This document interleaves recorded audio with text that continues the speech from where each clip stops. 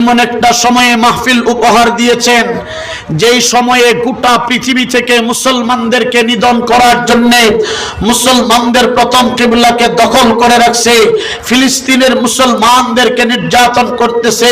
ও মুসলমান, গোটা পৃথিবীর মুসলমানদের কলিজার মধ্যে দাবানলের আগুন জ্বালায় দিছে। গোটা পৃথিবীর কুফরি শক্তিগুলা এক প্ল্যাটফর্মে দাঁড়িয়ে গেছে। কথা বলেন ঠিক কিনা? এমন একটা সময়ে ও মুসলমান, আপনারা জানেন ফিলিস্তিনের মুসলমানদের উপর নির্যাতনের স্টিম রোলার চলতেছে। ফিলিস্তিনের মুসলমানদেরকে যে মারতেছে তা নয়, একটু নজর করলে দেখবেন আফগানিস্তানের মুসলমানদেরকে তারা মারছে, কিরগিজস্তানের মুসলমানদেরকে মারছে, লেবাননের মুসলমানদেরকে মারছে, সিরিয়ার মুসলমানদেরকে মারছে।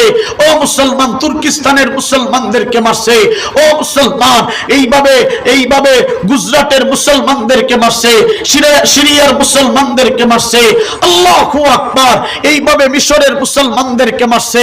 শুধু তা নয়, আল্লাহু আকবার, লক্ষ্য করলে দেখবেন এইভাবে এই তো কাশ্মীরের মুসলমানদের উপর নির্যাতনের স্টিম রোলার চালাইছে, মুসলমানদেরকে মারছে।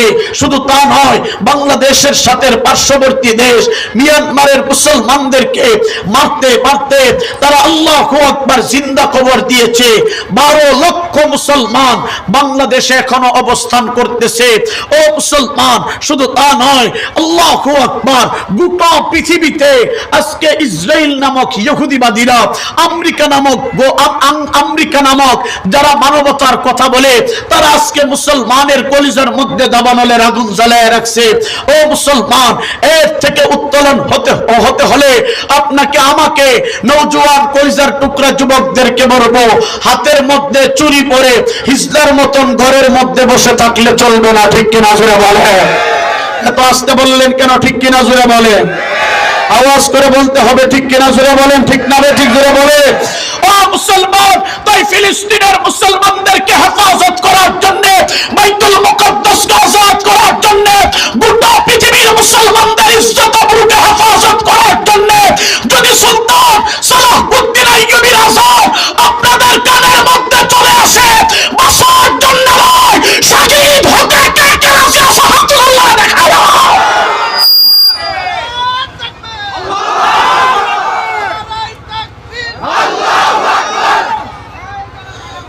وَأَعِدُّوا لَهُم مَّا اسْتَطَعْتُم مِّنَ الْقُوَّةِ تُرْهِبُونَ عَدُوَّ اللَّهِ وَعَدُوَّكُمْ। ও মুসলমান, এমনভাবে আল্লাহু আকবার, গোটা পৃথিবীর তাগুতের সাথে আপনাকে লড়ার জন্য এমনভাবে প্রস্তুতি গ্রহণ করতে হবে যত সময় পর্যন্ত ইসরায়েল নামক জাহাজ রাষ্ট্রের একটা ইহুদির বাচ্চা বেঁচে থাকবে, মক্কা মুজাহিদ মুসলমান, তোমাকে ময়দানে তত সময় লড়ে যাইতে হবে। ঠিক কিনা জোরে বলে? ও মুসলমান, আপনারা জানেন আজকে গোটা পৃথিবীর মুসলমানদের অবস্থা বড় ভয়ঙ্কর হয়ে দাঁড়িয়েছে। ঠিক কিনা বলেন? এত আসতে বললেন কেন? ঠিক কিনা জোরে কোন? গোটা পৃথিবীর মুসলমানদের উপর নির্যাতনের স্টিম রুলার চলতেছে। ও মুসলমান, আল্লাহু আকবার, আমার দেশের প্রধান, আর একটা আওয়াজ দাও তো, কিছুই বোঝা যায় না, আমি মুখ সরাইলে আওয়াজই আসে না।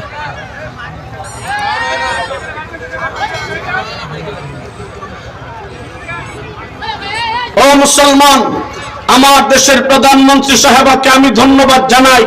প্রধানমন্ত্রী সাহেবা বলছেন ফিলিস্তিনের পক্ষে ছিলেন, আছেন, থাকবেন। আলহামদুলিল্লাহ বলেন। এত আস্তে একটু জোরে বলেন আলহামদুলিল্লাহ। তবে গোলাম আলী আকবরের আরজি হলো, আপনি ফিলিস্তিনের পক্ষে ছিলেন, আছেন, থাকবেন, এই কথা বললেই আপনার দায়িত্ব শেষ হয়ে যায় না। অনতিবিলম্বে ফিলিস্তিনের মুসলমানদেরকে হেফাজত করার জন্য, বাইতুল মুকাদ্দাসকে আযাদ করার জন্য, আল্লাহু আকবার, আমার দেশের সোনার টুকরা সেনাবাহিনীকে ফিলিস্তিনে প্রেরণ করতে হবে। ঠিক কিনা বলে? এত আসতে বললেন কেন, ঠিক কিনা জোরে বলে? আর যদি প্রধানমন্ত্রী সাহাবা বলেন সেই দুঃসাহস আমার নেই, আমি ফিলিস্তিনে প্রেরণ করতে পারবো না, তাহলে আমার বিভিন্ন দেশের চাপ আমার উপর আসতে পারে। এই গোলাম আলী একবার আরজ করে, যদি আপনি এটা না পারেন, আমি বলবো আপনার সেনাবাহিনীর দরকার নাই, আপনার পুলিশ বাহিনীর দরকার নাই, আপনার পিডিআর, আপনার রেড, আপনার সিআইডি, আপনার গোয়েন্দা বাহিনীর দরকার নাই। ৫৬,০০০ বর্গ মাইলে মুসলমানের দেশে 50% যুবকদেরকে ফিলিস্তিনে দেওয়ার জন্য ব্যবস্থা করে দেন। রব্বুল জালালের কসম, বাংলার জমিন থেকে লক্ষ লক্ষ যুবক ফিলিস্তিনে দায়িত্ব রাশি আছে, ঠিক কিনা করে বলে? যদি না দেশে ফিলিস্তিনে দেওয়ার জন্য, বাঁচার জন্য নয়, শরীরের তাজা রক্ত দিতে কে কে রাশি আছে? হাত তুলে আল্লাহকে দেখা। আল্লাহ আমাদেরকে কবুল করেন। এত আসতে বললেন কেন, জোরে বলেন আমিন।